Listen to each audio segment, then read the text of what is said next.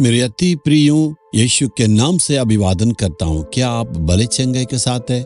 पूरे खुशी के साथ रहना है, आनंद के साथ रहना। ये फूलों को देखिए, इतना खिल उठा है, बहुत ही देखने में सुंदर है, देखने के लिए अच्छा लगता है। मधुमक्खियाँ आती है। वैसे ही आपका जीवन में भी लोग आपके पास आना तो प्रेम को प्रकट करें और खुशी के साथ रहें। यदि आप कहेंगे मैं बहुत ही दुख के साथ हूँ, परेशानी के साथ हूँ और चेहरा लटकते रहेगा, तो और कोई भी आपके पास नहीं आएंगे, कोई बात भी नहीं करेंगे।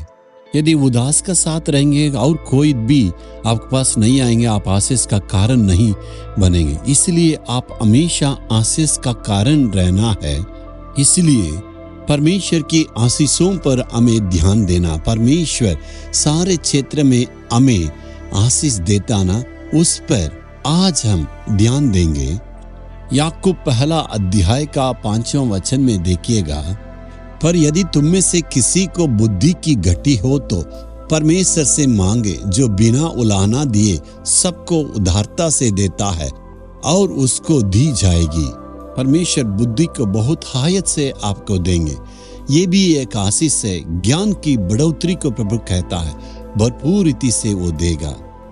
पढ़ने के लिए ज्ञान की आवश्यकता, स्त्री के लिए ज्ञान की आवश्यकता है, पुरुष के लिए परिवार को चलाने के लिए और बिजनेस में आगे बढ़ने के लिए और ज्ञान की आवश्यकता है। बुद्धि जो है पढ़ने के द्वारा आती है, ज्ञान ऐसे नहीं मिलते हैं। बहुत सारे पुस्तकों के पढ़ने के द्वारा हमें बुद्धि प्राप्त होती है। ज्ञान स्वर्ग से परमेश्वर हमें देते हैं। ये ईश्वरीय ज्ञान की आवश्यकता है।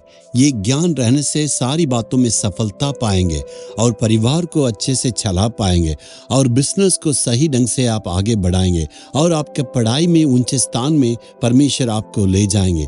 यानी इस ज्ञान के द्वारा परमेश्वर आपको ऊंचे ऊंचे स्थानों में ले जाएंगे। भरपूर आशीष को आप प्राप्त करेंगे। सुलेमान जब राजा बना था, परमेश्वर से वो विनती किया था। परमेश्वर ने उसे मांगा, तुम्हें क्या चाहिए? और सुलेमान के पास कोई भी कमी नहीं था। इतना विस्तार रूप से धन दौलत था, लेकिन इतने बड़े देश को चलाने के लिए उनके पास ज्ञान की कमी थी। तो परमेश्वर से उन्होंने प्रार्थना किया, ज्ञान चाहिए। ये प्रार्थना परमेश्वर की नज़र में इतना उचित था। परमेश्वर ने उस लोगों को ज्ञान से चलाने के लिए उन्हें बुद्धि ज्ञान दिया।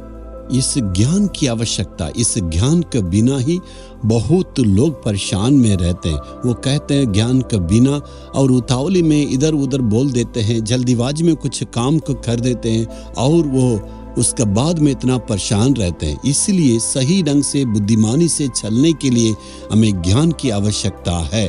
पवित्र आत्मा के द्वारा हमें वो ज्ञान प्राप्त होती है। वचन में लिखा है, यीशु मसीह ही हमारे लिए ज्ञान और बुद्धि है। इसलिए हमें प्रभु से प्रार्थना करना है, परमेश्वर तू हमारे दिल में अंदर आके वास करना। यीशु मसीह ज्ञान के रूप में यदि अंदर वास करेंगे तो प्रभु आपके जीवन में भरपूर ज्ञान को प्रदान करेंगे। तब आसान से सारे काम को आप कर सकते हैं। क्या आप दुआ मांगेंगे? आज अपने हृदय पर हाथ रखे, हे परमेश्वर, ये ज्ञान की आवश्यकता, मेरे जीवन में ज्ञान की कमी के चलते परेशान में हूँ।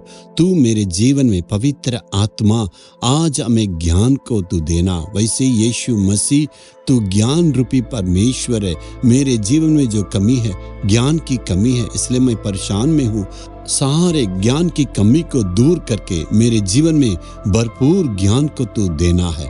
यीशु के नाम में आमीन आमीन।